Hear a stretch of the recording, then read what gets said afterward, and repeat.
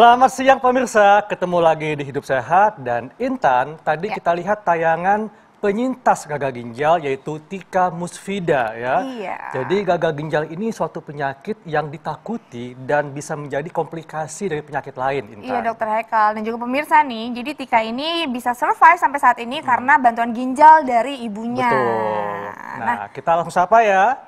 Halo Mbak Tika yang ada di Jogja. Selamat siang Mbak Tika. Halo, selamat siang Mas Haikal. Apa kabar Mbak? Alhamdulillah sehat. Sehat. Iya. Dan di tengah kita Intan ada Dr. Made Hustriani, spesialis penyakit dalam konsultan ginjal hipertensi. Siang dok, apa Siang kabar? dokter, Selamat siang, apa Dokter kabar? Haikal, Mbak Intan. Nah Mbak Tika, kita mau ngobrol-ngobrol dulu nih sama Mbak Tika ya. Kebetulan Mbak Tika kita satu kampung nih, Bengkulu juga Mbak. Nah Mbak Tika, Iya. boleh dong ceritain gimana waktu itu awalnya gimana tiba-tiba bisa tahu kalau Mbak Tika itu gagal ginjal. Terus prosesnya sampai akhirnya Ibu Mbak Tika bisa menyumbangkan salah satu ginjalnya. Iya, jadi memang kan gagal ginjal itu sebutannya sebagai silent killer. Dia tidak akan menampakkan gejala-gejala ke pasiennya sampai pasiennya itu ada di stadium 5 atau di end stage. Nah, jadi memang saya ngerasanya waktu itu tiba-tiba 1 bulan terakhir kepalanya benar-benar pusing banget, mau dikasih obat apa aja kayaknya nggak mempan, sampai akhirnya dibawa ke UGD dan hasil labnya menyatakan kalau kreatinina dan urium saya itu tinggi, lebih dari normal. Jadi sudah masuk kategori gagal ginjal stadium 5 gitu. Oke. Terus ya. Ya, dokter ini Dokter Made, kenapa ini kan yang sakit ginjalnya dok, perut ya, di perut ginjal kan, tapi kenapa kok sakitnya di kepala tadi Mbak Tika bilang ya? Oh iya. Halo Mbak Tika, terima kasih sudah sharing. Halo dokter. Ya, jadi memang untuk gangguan ginjal itu memang tidak spesifik gejalanya gitu ya, sama seperti yang tadi Mbak Tika bilang, dia merupakan penyakit yang silent killer. Jadi kalau fungsi ginjal tidak rendah ya, tidak terlalu rendah, misalnya masih di atas 20%, masih di atas 30%, orang tidak akan ada gejala apa-apa gitu, kecuali dicek.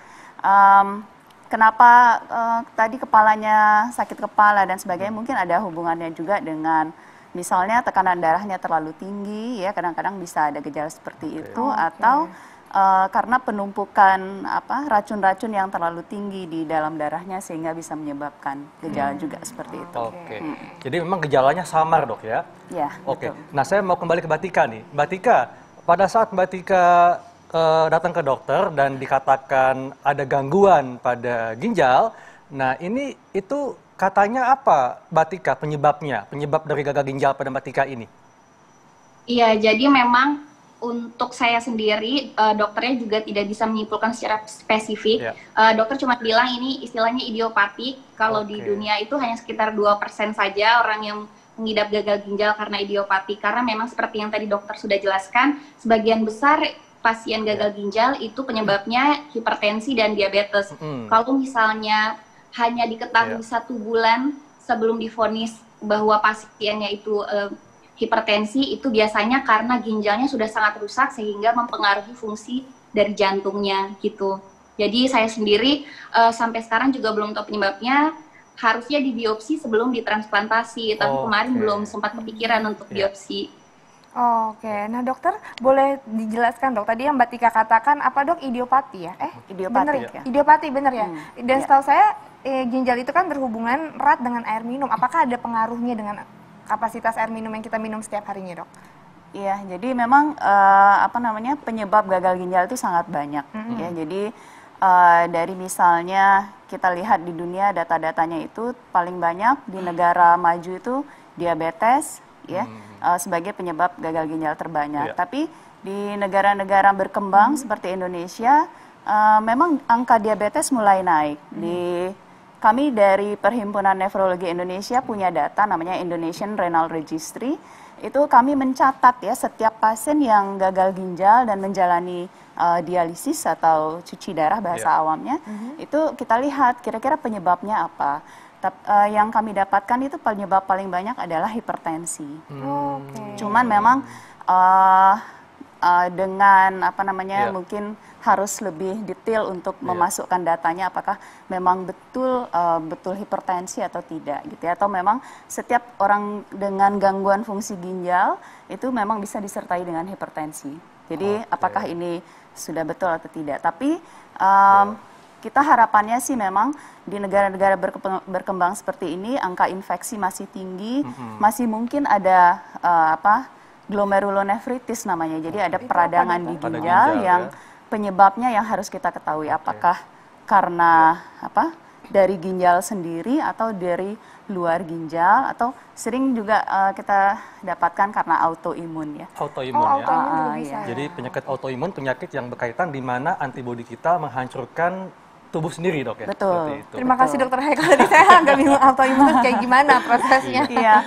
Akhirnya paham lagi. Ya, terutama pada pasien-pasien muda seperti Mbak Tika ini, kita harus explore apakah ada kaitannya dengan autoimun ya, atau ya dari silsilah keluarganya apakah ada penyakit-penyakit ginjal atau penyakit lain yang bisa ngefek ke ginjal seperti itu. Oke, ya. Nah ini juga tapi penasaran ya, kan katanya Mbak Tika ini juga akhirnya transplantasi pakai ginjal ibunda ya Mbak Tika ya. Nah saya penasaran ini sebenarnya prosesnya itu seperti apa, ceritanya gimana dan gimana kondisi ibu Mbak Tika dan juga Mbak Tika setelah transplantasi. Tapi sesaat lagi ya, jangan kemana-mana, tetap di Hidup Sehat.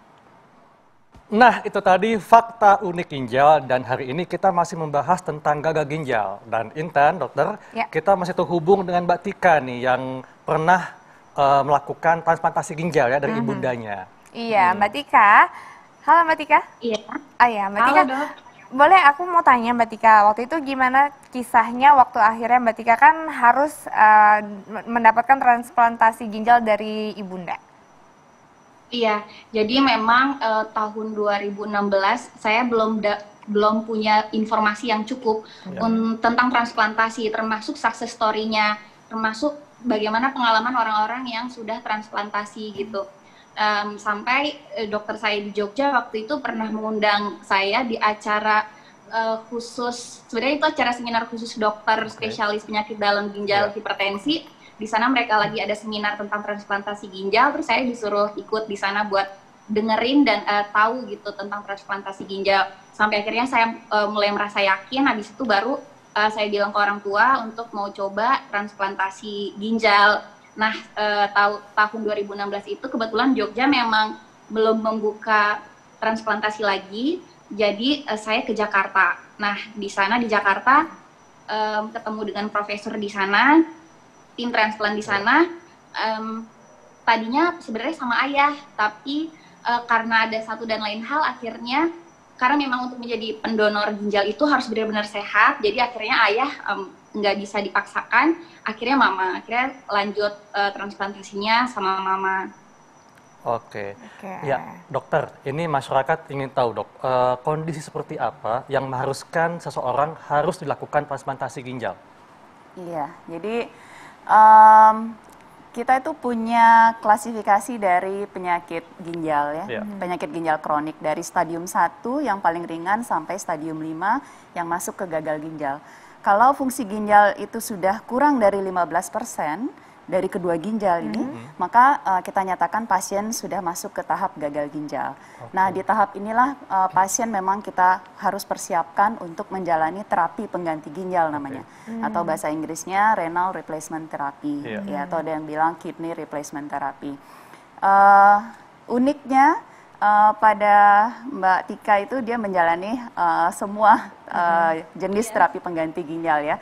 Jadi kita ada dua sebetulnya, ada dialisis dan transplantasi ginjal. Dialisis atau cuci darah itu ada dua jenis ya. Ada hemodialisis yang menggunakan mesin. Saya kira Mbak Tika di awal memakai hemodialisis. Kemudian beralih ke yang kedua adalah peritoneal dialisis. Jadi dialisis menggunakan perut. Jadi kita masukkan semacam alat khusus di perutnya dan pasien melakukan secara mandiri di rumah, ya, tidak perlu ke rumah sakit melakukan itu. Kemudian yang berikutnya yang terakhir adalah transplantasi ginjal, ya. Mbak Tika juga sekarang sedang mendapatkan transplantasi ginjal. Jadi ini adalah bentuk terapi pengganti ginjal yang paling ideal. Jadi pasien mendapatkan ginjal baru ya dari orang lain dan dia bisa hidup normal seperti orang tanpa gagal ginjal. Seperti itu. Ya, jadi dia bisa terbebas dari dialisis atau cuci darah kalau dia melakukan transplantasi ginjal. Tapi memang kapan kita melakukan tadi terapi pengganti ginjal itu adalah memang kalau dia udah masuk stadium 5 tidak langsung kita akan lakukan terapi pengganti ginjal. Tapi kalau misalnya fungsi ginjalnya kurang dari 7%, maka kita udah mulai inisiasi. Apakah kita bicarakan dulu ya dengan pasiennya, apakah dia mau hemodialisis, peritoneal dialisis dengan perut, atau mau transplantasi ginjal langsung kalau udah ada donor. Gitu. Oke. Nah, saya ingin bertanya juga nih dengan kepada Mbak Tika. Mbak Tika kan kalau kita melihat kondisi Mbak Tika sebagai seseorang yang didonorkan ginjalnya, ini terlihat sehat ya Mbak Tika ya. Tapi bagaimana kondisi ibu saat ini yang sebagai pendonor seperti apa Mbak Tika? Saat ini. Ya, Mama juga alhamdulillah udah sehat, sudah beraktivitas normal itu bahkan 1 bulan setelah operasi itu juga beliau sudah kembali beraktivitas normal. Dan untuk untuk kontrol Mama biasanya 6 bulan sekali untuk cek kreatinin dan uriumnya dan alhamdulillah hasilnya terakhir juga hasilnya bagus. Alhamdulillah ya. Iya. Dok, ini masyarakat kan tadi dokter bilang bahwa gejalanya samar ya seperti lemah, sakit kepala. Nah, sebetulnya gejala apa yang mesti diwaspadai yang spesifik oleh masyarakat bahwa ini gangguan dari ginjal? Iya. Jadi memang betul Dokter Haikal, gagal ginjal itu kalau pasien nggak sampai misalnya di bawah 20% gitu ya, dia mungkin biasa aja, nggak ngerasa apa-apa, paling cuman lemes-lemes aja, ya cepet capek. Karena salah satu komplikasi dari fungsi ginjal yang rendah adalah ginjal tidak mampu lagi memproduksi hormon yang namanya eritropoietin, ya, yang membantu tubuh untuk membentuk sel darah merah. Ya, di sumsum tulang. Jadi kalau misalnya hormon ini rendah karena fungsi ginjalnya rendah, maka orang akan nggak bisa membentuk, tubuhnya tidak bisa membentuk sel darah merah sehingga dia masuk ke anemia. Jadi anemia, sehingga itu yang bikin dia lemas. Jadi memang komplikasi-komplikasi dari rendahnya fungsi ginjal ini yang muncul sebagai gejala. Terus apakah ada gejala frekuensi berkemihnya berkurang atau mungkin warna air seninya menjadi merah? Iya, nah warna air seni gimana dok? Sama yang katanya ada orang tuh kan suka sakit pinggang ya, belakangnya sakit. Apakah itu ada tanda-tanda untuk gagal ginjal mengarah ke sana dok? Iya, jadi kalau fungsi ginjalnya nggak terlalu rendah, maka mungkin produksi kencingnya nggak akan terganggu. Gitu. Bahkan pasien-pasien yang dengan batu ginjal justru kencingnya tuh malah banyak sekali, malah nggak ada apa-apa gitu ya. Tapi memang kita harus mewaspadai bahwa kalau orang punya faktor risiko untuk terjadinya gangguan ginjal, maka dia harus cek. Karena kalau kita nggak cek, kita nggak tahu apakah ginjal kita ada masalah atau tidak. Yang kita bisa tahu kalau kita ada faktor resikonya itu apa dok? Jadi yang pertama, orang-orang yang risiko tinggi untuk menderita ginjal adalah pasien diabetes. Pasien diabetes, hipertensi, kemudian pasien dengan riwayat batu ginjal, pasien yang suka minum obat-obatan penghilang nyeri, ya, atau jamu-jamu yang bisa dengan mudah dibeli masyarakat di toko-toko ya. Kemudian herbal, ya saya nggak bilang bahwa herbal itu jelek, tapi kita harus tahu ya, at least dia terdaftar di BPOM untuk safety ya, terutama karena kan kita tahu ginjal itu berfungsi untuk membuang zat-zat racun hasil metabolisme, termasuk metabolisme obat. Nah, kalau obatnya terbuang di ginjal, maka dia bisa mengganggu ginjal dalam waktu yang lama. Jadi mau gak mau mesti tes fungsi ginjal di lab dok ya, untuk tahu apakah sudah ada gangguan pada ginjalnya. Ya, apalagi kalau udah mulai gampang lelah tadi ya, pemirsa di rumah jangan lupa untuk langsung. Jadi, tipsnya dok, supaya masyarakat bisa tercegah dari gangguan fungsi ginjal atau gagal ginjal. Ya, jadi pertama harus kenali risikonya tadi ya. Apakah Anda diabetes atau ada keluarga yang diabetes, kemudian apakah Anda hipertensi atau tekanan darah tinggi, kemudian apakah Anda obesitas. Jadi orang yang terlalu gemuk itu merupakan Potensi juga ya. Risiko dong, potensi ya. untuk terjadi gangguan fungsi ginjal. Kemudian ya tadi punya penyakit autoimun, kemudian punya sering mengkonsumsi Mungkin obat-obatan. kalau pola hidup juga ya penghilang dok nyeri. ya? Iya, Pola hidup kemudian juga berpengaruh. kita bisa lakukan pertama minimal cek tekanan darah sendiri di rumah. Oke. Ya, Betul. mengukur Iya, tekanan iya. darah, Oke. kemudian cek gula darah, cek kencing itu sangat penting Oke. dan cek Sama pola hidupnya Iya. berarti harus dijaga ya Darah, dok ya. Nah dokter ada quotes nggak dok? Masyarakat. Untuk masyarakat nih, untuk menjaga kesehatan ginjal mungkin Iya. ada quotes dari dokter apa? ya, jadi kita harus menjaga hidup sehat supaya ginjal sehat. Oke, Jadi sayangi terima kasih, ginjalmu dokter. dok ya. Sayangi ginjalmu. Sayangi ginjalmu, terima kasih. Terima kasih dokter. Sama-sama. dokter. Terima kasih Mbak Tika. Mbak Tika Iya, sehat selalu, sama-sama. salam buat Terima ibu, kasih. iya Ya. Mbak.